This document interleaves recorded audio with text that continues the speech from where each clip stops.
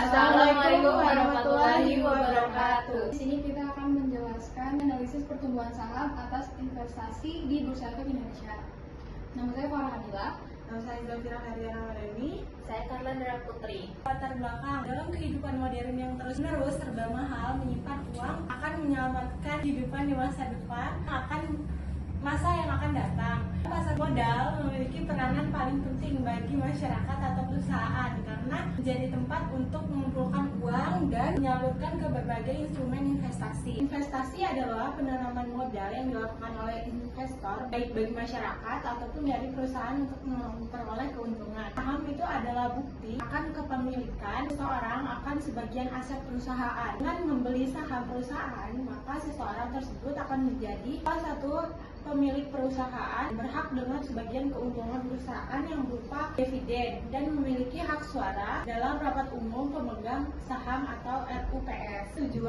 Tujuannya di sini yang pertama menganalisis saham yang dijadikan objek investasi selama 12 minggu. Kedua, menganalisis dan mengidentifikasi faktor naik dan turunnya saham. Yang pertama, memberikan penulis pengalaman secara langsung untuk berinvestasi. Kedua, memberikan pemahaman dengan berinvestasi, resiko dan dividen. Yang memberikan penulis untuk membuat keputusan dalam berinvestasi. Keempat, membantu penulis untuk memahami strategi investasi dan resiko dalam investasi. Bab 2, profil perusahaan. Pertama, perusahaan Indofood Sukses Makmur Tbk. Perjalanan sejarah perusahaan Indofood Sukses Makmur Tbk awalnya hanya memproduksi mie instan, tapi berubah menjadi perusahaan padu yang mendominasi pasar Indonesia. Nah, berbagai macam produk yang diproduksi nih, seperti Indomie, Supermie, Indomilk, Citato, dan banyak merek lainnya. Merambah pasar internasional di Asia, Eropa, dan Australia. Perusahaan ini tuh didirikan pada 14 Agustus 1990 sebagai PT Manganjaya Intikusuma. Lalu pada tanggal 5 Februari 1994 berganti nama menjadi Indofood Sukses Makmur. Indofood didirikan oleh pendiri Salim Group, yaitu Sudomo Salim.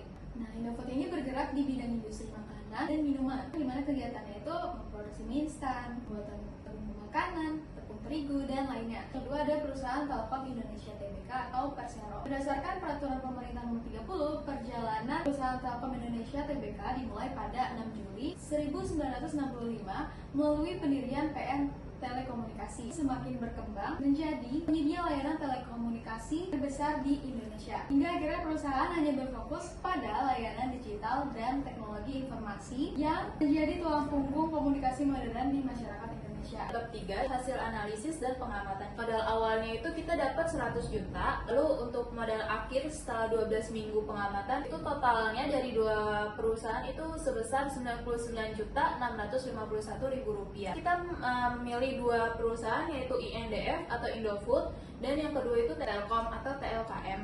Modal awalnya sama, 10 juta 50 juta, tetapi di Indofood itu malah mengalami kerugian yaitu menjadi 46.075.000 rupiah. Telkom ini sendiri itu naik menjadi 53.576.000 rupiah. Ini IMDF itu awalnya kan 50 juta dan kita membeli saham di minggu pertama itu karena 49 juta 725 dengan jumlah lot yang kita beli itu 65, di mana sisa uangnya itu menjadi 250.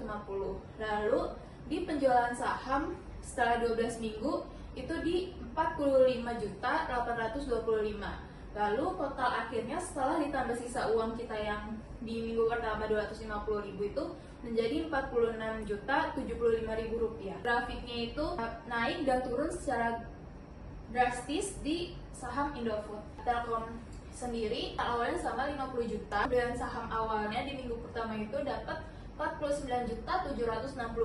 Cenderung itu naik turunnya itu tidak drastis. Berdasarkan hasil simulasi pembelian saham selama 12 minggu, bukan bahwa kedua saham yang kita pilih itu INDF dan TLK memiliki pergerakan saham yang berbeda sesuai dengan kinerja perusahaannya masing-masing dan kondisi pasar. INDF menunjukkan fluktuasi yang cukup tinggi. Harga saham itu beberapa kali mengalami kenaikan dan penurunan harga yang cukup signifikan. TLKM ini memperlihatkan saham yang lebih relatif stabil dan cenderung mengalami peningkatan dalam 12 minggu. Saran dari penulis, pertama itu melakukan analisis sektor saham sebelum memulai investasi. Perhatikan kondisi ekonomi seperti nilai tukar mata uang, inflasi, dan memahami analisis fundamental seperti laporan keuangan, tren harga saham, dan kinerja perusahaan agar investor dapat mengambil keputusan yang lebih objektif dan tidak hanya mengikuti tren pasar yang sedang naik daun.